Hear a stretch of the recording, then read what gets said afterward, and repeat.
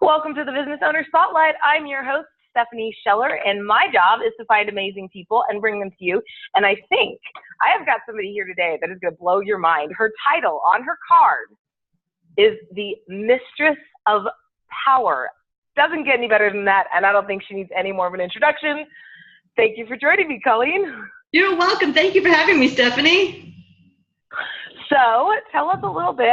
You and I have been chatting. I know a little bit about what you do. I've got your card, but our listeners have no clue. What do you do? Well, we started in business in 1980 as a small family-owned business selling fiberglass raw materials based in Austin, Texas, supplying boat builders and shower stall manufacturers and people like that. And in 1980, things were booming. By 1987, there was this thing called a recession. It was more like a depression. It wasn't really a recession. It was really bad. I think it's far worse than 2008 for those of us who can remember back to 87.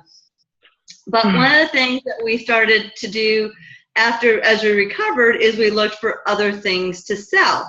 And one of the things we started selling to the boat builders were these polishing rags for polishing the inside of the molds of a boat. Well, turns out the company we were buying from that was based here in Austin, he had started his business with these things called investors, and they wanted this thing called a return. And oh my gosh. I know.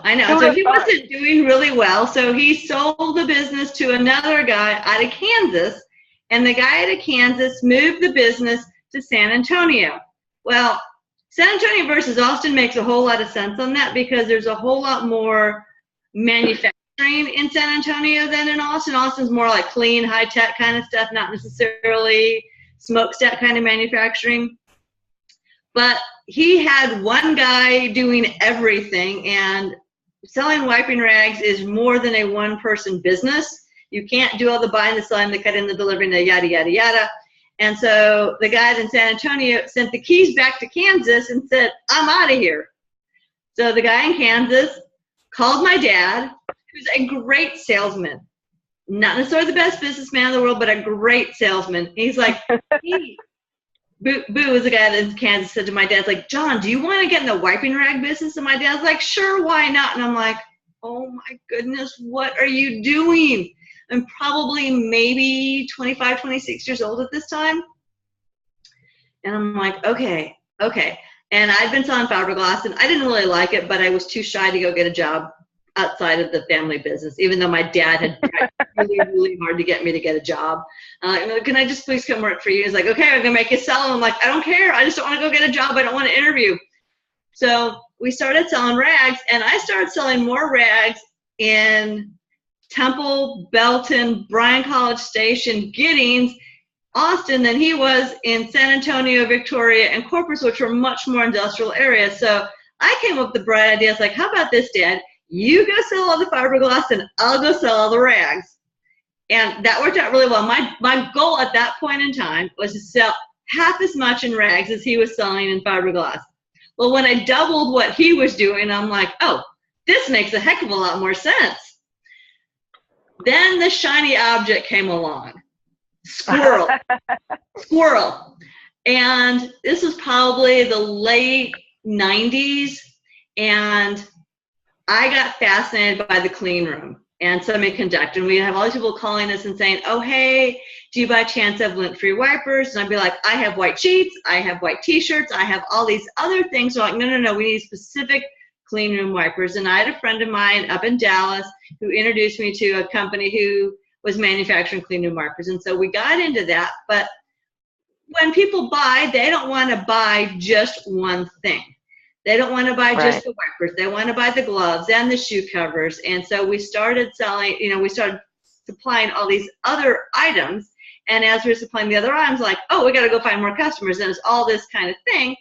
And so in 1999, life is good. Y2K happens. Life is fabulous for 99. 2000, it doesn't go so good. Then by about, this is like skipping of 2000, we're like, wow, it's really slow. December, oh, it's really slow. By January of 2001, we're like, oh, holy Moses, this is real. This is not going to pick back up. And it's like, okay, okay. And so we weathered that storm, but it was a long, long storm. And it weeded out a lot of our competition. But because we basically had 3 businesses all under one roof and under one company, it made it a whole lot easier to sort of figure out where to put focus. But what happened is, because I was trying so hard to get this other part to work, I sort of lost focus on the rags and just sort of like let somebody else sort of take care of them. I'm like, oh yeah, somebody else can do this. Somebody else can do this. And then, even though we got rid of a bunch of competition, the companies that we were servicing were getting bigger and bigger and bigger, and they wanted to be serviced by somebody who was much larger than a small woman-owned business, and they didn't value the stuff that we brought to them and the services. And it was like, and so I've seen the handwriting on the wall that sometimes big companies really, they say they value it, but they don't always. And so it's sort of like a couple of years ago, I listened to Darren Hardy. I don't know if you ever listened to Darren Hardy. And he had one of his morning Darren Dailies was, if you want to be successful in a small way, solve a small problem. If you want to be successful in a big way, solve a big problem. And so then he went on to say, it's like, if you take whatever your goal is and you multiply 10x, then you've got, more of a bigger goal. And so we were doing about 100,000 pounds of rags a month. And I'm like, I can set a goal of 1 million pounds of rags. And maybe not all in Austin, but sort of figuring out how that needs to look. And so that, probably a little over 2 years ago, I shifted the focus back and said, okay, let's look and see what this is really like and how we can move to this, whether it's all in Austin or we open up some other locations, and partnering with different streams of product coming in. Because Austin, I don't know if San Antonio has this, but Austin now has a universal recycling ordinance that basically we're trying to get 0 waste by 2040. So there's lots of places that were used to just put stuff in a landfill that now they're having to find a different home for stuff. And so we do uniform destruction for the city and several companies and stuff like that. They don't want somebody, like the fire department definitely does not want somebody walking around in a fireman's uniform who is not a fireman. Right. And there's companies that they change their logo, and they don't want their stuff going to a thrift store for somebody else to wear. So it will come to us, and we will take care of it and destroy it. And it becomes a wiping rag, and somebody cleans up a mess. But that's kind of the way, And so the story that I tell to a lot of people is to kind of get your head around how the circular economy for wiping rags works. When you clean out your closet and you determine what you don't want to keep anymore, and you take it to your favorite thrift store, and your favorite thrift store will decide what they can sell and what they can't sell. What they can't sell will either come directly to somebody like us, or they'll sell it to what's called a grader. And graders are usually like in big cities like Houston and Dallas, and they will go through and they will grade out the different types of materials like blue jeans and t-shirts and baby clothes. And then those things will get a lot of times sold overseas. So if you're watching like a Discovery Channel and you see some kid from Kenya in a Disneyland t-shirt, the likelihood that he went to Disneyland is about that much. But what he did, bought a used t-shirt that was in really good shape, and he got it for a price that he can afford or his family can afford. But let's just pretend that Disneyland t-shirt had a chocolate ice cream stain on it, and you loved it, and you washed it as many times as you could, but you finally your husband's just like, you can't wear that out in public anymore. And you're like, okay, fine. So you give it to the thrift store. The thrift store sells it to the grader. The grader is like, that's not going overseas. It comes to somebody like my company. Then what we do is we cut it up, we put it in a box of rags, we sell it to the paint store sells it to the painter, and then the painter, when he comes and paints your bathroom, he cleans up his mess with your old t-shirt. So it's gone around the economy, I think it's like 7 times. And even though it's still going to end up in the landfill, don't get me wrong. I mean, there's no like magic that it doesn't end up there somehow. But by the time it ends up there, there's no life left in it. It's completely used up. And so that's what we're looking for, is taking stuff that still has some life in it and giving it several more times through the economy. Because every time something goes through the economy, this country is stronger. It doesn't do any good to go and, it's like if you said, hey, I want rags, can I buy rags? Sure, I'd sell you because you're my friend. But if I didn't know you, I'd be like, why don't you go to, the local paint store? Because that makes a lot more sense. Because number one, you probably don't want 600 pounds of rags in your garage. No. Well, my husband might, but no, I do not. So does that kind of give you a background of what we do and how we got to where we are? It does. That's crazy. So I know like the whole point of these spotlights is to find someone like you who's got like all this experience and obviously knows how to build this incredible business and like see so my question is, obviously it's a family business. How did you weather, first of all, the transition from your dad to you? Because that always comes with its own set. And then second of all, like, what was the key that got you guys through? What are we now 3 recessions that you guys went through? Well, how did you pull that off? That's insane. Well, okay. So first off, it didn't come from my dad to me directly. So my dad had the first 10 years.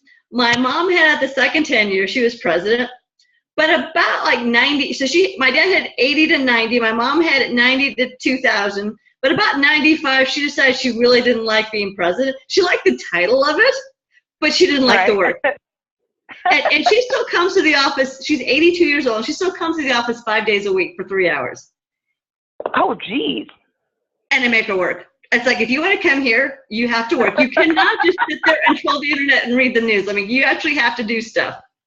So that is awesome. I knew I liked you.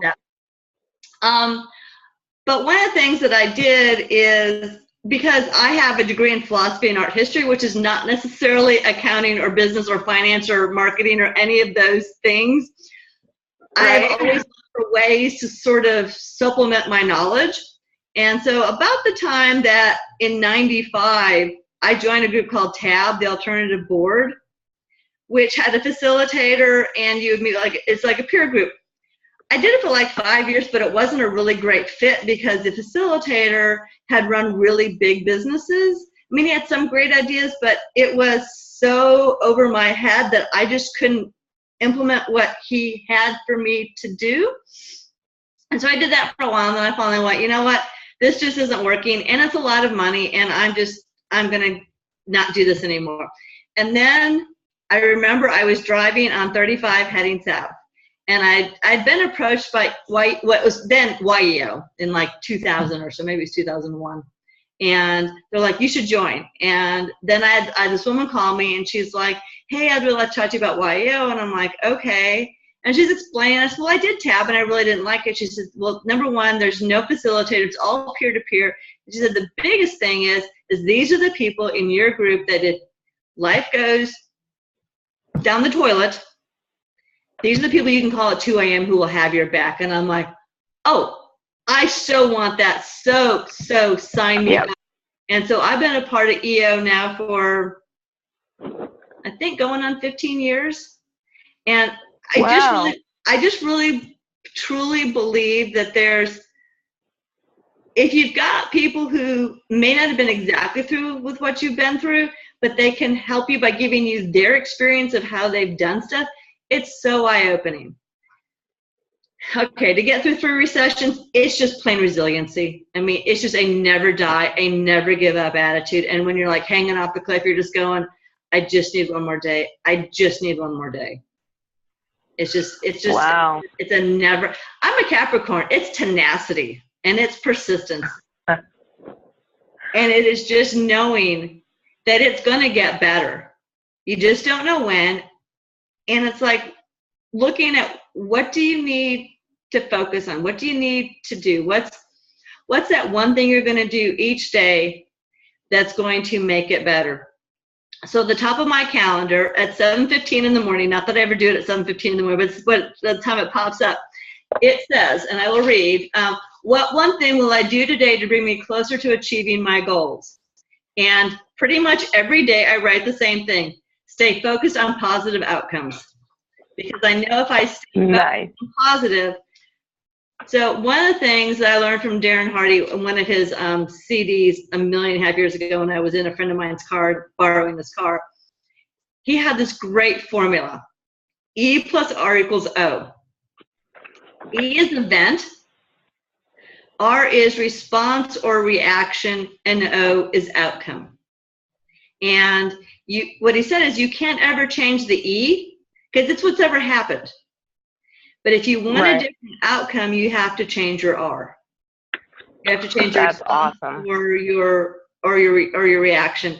And I'm not the best at it all the times. I still get angry and I still get mad and I still have days that I want to go throttle every single one of my employees and probably some of my customers and a few vendors on occasion too. But that's human nature. But I know that if I can step back and sometimes take a different perspective, and I can put out there what I want the O to be, I know that only I can change how I'm going to feel, where I need to be to get to what that is. No, there's nothing outside that's going to make me get there. And so sitting here in my office and crying, which I've done numerous times when life just gets really crappy. Haven't done it lately because life is not crappy, but but it's sort of like, it's like, okay. And then I had this great coach for a while. And her question to me was always, how long do you want to suffer? And I'd be like, oh. And sometimes I'd be like, well, I'm willing to suffer for 2 weeks, or I'm willing to suffer for a month. And then she's like, really? Do you still want to suffer about this? And I'm like, can I have 5 more minutes of suffering? She's like, yeah, but then you sort of need to move on. And I'm like, that's awesome. And sometimes people just kind of go, it's like if I'm in the midst of all the stuff that makes me just want to like pull my hair out, and my to-do list is 18 million items long, and it's like, okay, how long do I want to suffer, and what's really my priority? And then the other great thing that she gave me that has been, we've been using it now about 5 years here, and it was truly transformative. It's actually longer than that. It's probably been 8 years. It's a by when. So when I ask somebody to do something, I'll be like, I need you to do this by 5 o'clock on Friday afternoon. And they can choose how they want to respond. They can say yes and accept it. They can decline it, or they can offer an alternative. Depending on what it is, if you decline it, I have to wonder if I really need you around. Right. Because if I've asked you to do something by a certain date, I really need you to do it. And if you're not willing to do it, I got to kind of figure out if you're really a great team player for me. And my company, so. And I've had people. I love that they have 3 options, right? They can always be like, hey, I can't get it done by Friday because you've told me to do these things, but I can have it to you first thing Monday morning. Exactly. Right? So I love that. And that's what it comes down to, is giving them, like, making them feel like they're part of the team and they can give you feedback. But they still have to be a team player. Exactly. And here's the deal, like when they come back to me and they say, well, I can't have it by 5 o'clock on Friday, I can have it to you on first thing Monday, I get the same 3 choices. I can accept, decline, or make a counter offer. It's like, okay, well, I'm not going to be in on Monday, but if I can have it by, like maybe on Sunday, because I actually need the information to go to see a client on Monday morning, then it's like, oh, okay, got it now. Now it becomes a negotiation. Exactly. And it's not nice. but it's really helpful to set the expectation of what you want and by when. So. Yeah, I agree. Well, we have flown through time here. I totally forgot to mark down when we first. I can't believe how fast you dropped such good. First of all, you have an awesome story, and you dropped such good nuggets here. So I really want to thank you for taking time to sit down with me today. This was worth it for me. I love, I wrote down all these little notes here, and I'm super excited. I got a lot out of this. Thank you. Well, thank you. I'm so glad to have done that, and I hope that your viewers get something out of it too. I think they will. I think you dropped enough good things here. They will get a lot out of it. So for our listeners, for our viewers, guys, here's the deal. Go back, check this one out again, because think about this. Like, I just wrote down mentorship. I wrote down notes about the mentorship, the resiliency, E plus R equals O, and by when. And those 4 things, I mean, dude, That's like a $1,500 coaching session right there. I hope you guys understand what you guys just got for free. So in the meantime, you have an amazing week out there, guys. Here's the deal. I say this every time, and I wholeheartedly believe it. You have the potential to do something great. This is no longer the everyone's special, so no one's special. Everyone has the potential to be special, but only a handful of us will step out and do the work necessary to make it happen. So the question is, are you going to put the effort in to make your life great, or are you going to continue to sit there and let your reaction determine your outcome? Make it a great week.